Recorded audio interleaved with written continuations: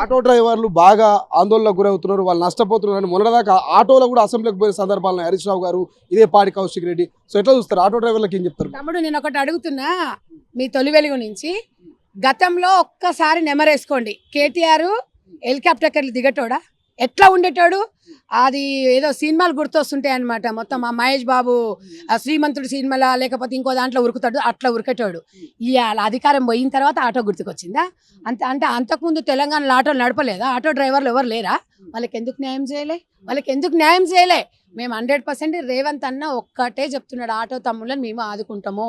మీరు మహిళల ఉచిత బస్సు గురించి మీకు ఇద్దరికి టైప్ చేయకూడదు.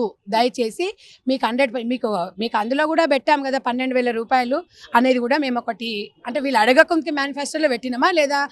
నిజంగా కూడా నికాసైన వాళ్ళు ఉంటే మీకు ఆటో కొనుక్కోవడానికి కూడా సబ్సిడీ మీద లోన్లు ఇస్తుంది కాంగ్రెస్ ప్రభుత్వము. తప్పకుండా మీ బాగోగులు మీరు ఒక 12,000 మెంబర్స్ ఫ్యామిలీస్ ఉండొచ్చు, కానీ తెలంగాణ దగ్గర కోటిన్నర మహిళలు ఉన్నారు. వాళ్ళని ఉద్దేశించి వాళ్ళ నోట్ల మట్టి కొట్టకుండా మీకేం కావాలనుంచో అడగండి. తప్పకుండా మీ మనోభావాలను దెబ్బతీయకుండా రేవంత్ అన్న ప్రతి ఒక్కరి గురించి ఆలోచిస్తున్నాడు.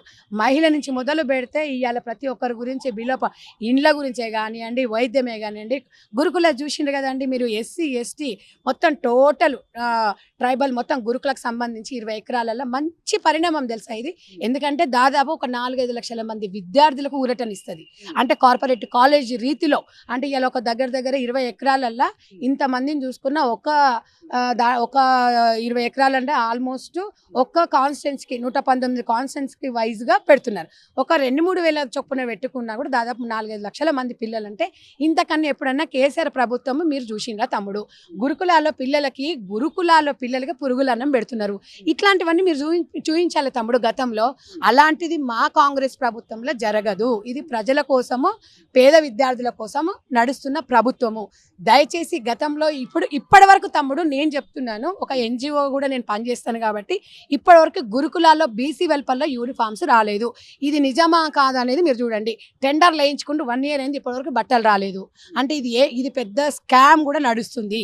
మీ కాంగ్రెస్ ప్రభుత్వం ఉన్నది కదా, మరి ఎందుకు ఇప్పటివరకు అంటే గత ప్రభుత్వము టెండర్లు వేసినా ఇప్పటివరకు బట్టలు రాలేమంటున్నారు. మరి ఇప్పుడు మీ ప్రభుత్వం ఉంది కదా, మీ ప్రభుత్వాన్ని ప్రశ్నించలేకపోయారా? డెఫినెట్ గా రేవంత్ రెడ్డి గారు మహిళలకు మంచి అవకాశం ఇచ్చారు. దళారీలను ప్రోత్సహించకుండా మహిళలకు డ్వాక్రా సంఘాలలో అందరు కలిసి ఈ గవర్నమెంట్ యూనిఫామ్స్ మహిళా సంఘాలకే ఇవ్వాలని మంచి స్టేట్మెంట్ ఇచ్చిండ్రు. గ్రామీణ అభివృద్ధి నుంచి గ్రామాలలో ప్రజలు డెవలప్ కావాలి, వాళ్ళ కాళ్ళ మీద వాళ్ళు నిలబడాలని స్వయం ఉపాధి పథకాల ద్వారా ఒకవేళ వాళ్ళకు కుట్టడానికి రాకపోతే కూడా గవర్నమెంటే వాళ్ళకు నేర్పించి పీస్ వర్క్ ఇచ్చే విధంగా చేస్తున్నారంటే మహిళలకు ఎంత పెద్ద పీటను వేస్తున్నారు. దళారీ వ్యవస్థ నిర్మూలించాలి.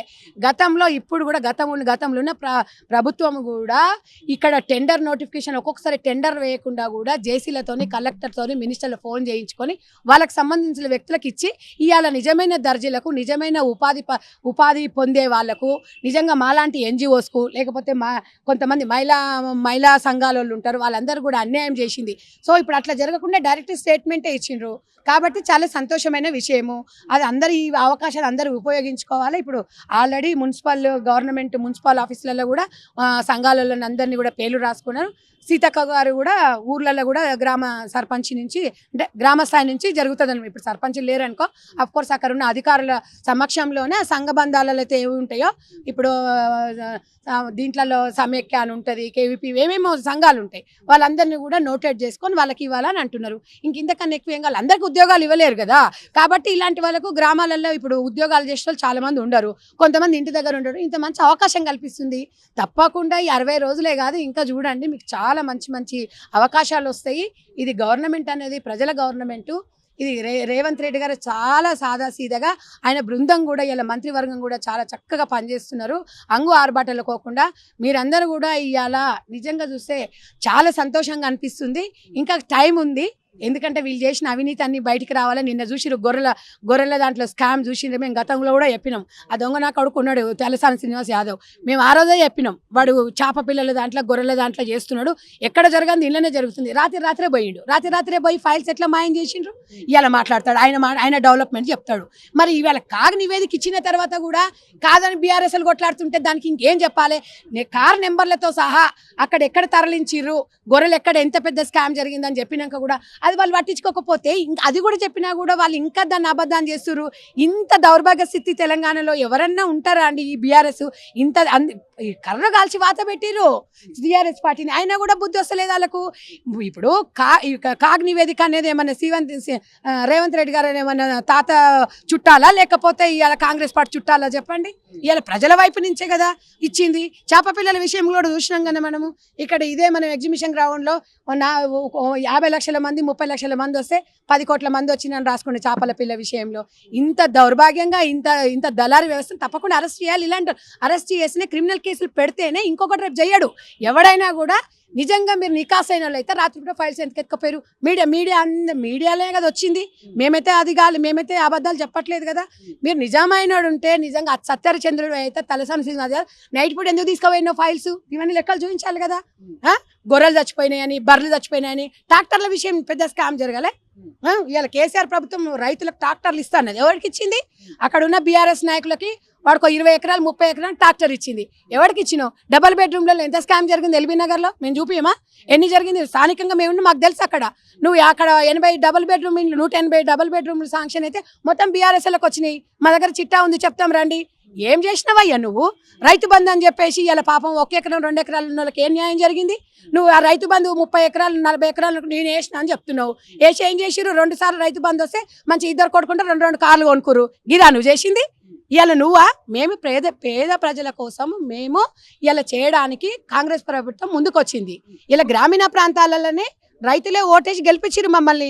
తప్పకుండా గుండెల్లో పెట్టి చూసుకుంటాము. ఈరోజు గిట్టుబాటు ధర కూడా మేము ఇస్తున్నాము. గతంలో మిర్చి రైతులకు కూడా క్వింటాల్కి 17,000 ఉంటే ఇలా 23,000 రూపాయలు. ఎంత సంతోషంగా ఉండ్రు. వర్షాలు వచ్చి మొత్తము మిర్చి మొత్తం కొట్టుకొని పోయిన రోజులే తమ్ముడు మీరు చూడలేదా? తెలంగాణ ఎట్లా ఉండే రావకాశం లాగా ఉండే. ఇలా ఇన్ని అప్పులు చేసిపోయినరు. కళ్ళాలలో ఎక్కడన్నా ఒడ్లు కనిపిస్తున్నాయి మేము వచ్చినప్పటి నుంచి. మేము తప్పకుండా ఏ రైతు నష్టపోవద్దు. ఏ రైతు నష్టపోయినా కూడా పూర్తి బాధ్యత మాదే ఉంటుంది. ప్రతి ఒక్కరు సంతోషంగా ఉండాలి. ఏ తమ్ముడు కూడా ఏడవద్దు, ఏ తమ్ముడు కూడా ఆత్మహత్య చేసుకోవద్దు. చాలు, ఇప్పటికే మీరు తెలంగాణ బలిదానం కోసం 1,200 మంది తమ్ముళ్ళు ఇలా ఆత్మ బలిదానం చేసుకున్నారు. మీరు ఇంకా చేసుకోవద్దు. మీ కుటుంబాలకు తప్పకుండా న్యాయం జరుగుతుంది. ప్రతి ఒక్కరు కూడా మేము ఫస్ట్ ప్రమాణ స్వీకారం చేసినప్పుడు రేవంత్ రెడ్డి గారు వాళ్ళకు ఒక గ్యాలరీ సపరేట్గా వాళ్ళ కుటుంబాలకి గ్యాలరీ ఇచ్చిందంటే మీరు అర్థం చేసుకోండి. పేదల కోసం ఇలా నా తమ్ముళ్ళు ఎంతమంది అయితే తెలంగాణ కోసం చచ్చిపోయారో వాళ్ళ కుటుంబాల కోసం తప్పకుండా కాంగ్రెస్ పార్టీ ఆదుకుంటుంది. మీరు ఆవేశపడకండి తమ్ముళ్ళు. గత నోటిఫికేషన్లు వేసిరు, మళ్ళీ బీఆర్ఎస్ వాళ్ళతోని కోర్టులో కేసు ఎప్పించారు. అలాంటి ప్రభుత్వం ఇది కాదు. తప్పకుండా మీరు అనుకున్న గ్రూప్ 1 కానీ గ్రూప్ 2 కానీ గ్రూప్ 3 అన్ని ఉద్యోగాలు పడతాయి. కొంచెం అవకాశం ఇవ్వండి. 60 రోజులు కాదు, మనం 5 సంవత్సరాలు మీరు మాకు అవకాశం ఇచ్చారు. తప్పకుండా మేము ఇచ్చిన హామీలన్నీ నెరవేరుస్తాం. 20 సంవత్సరాలు కాంగ్రెస్ పార్టీ అధికారంలో ఉంటుంది. అందరికీ కూడా న్యాయం చేస్తాం తమ్ముడు.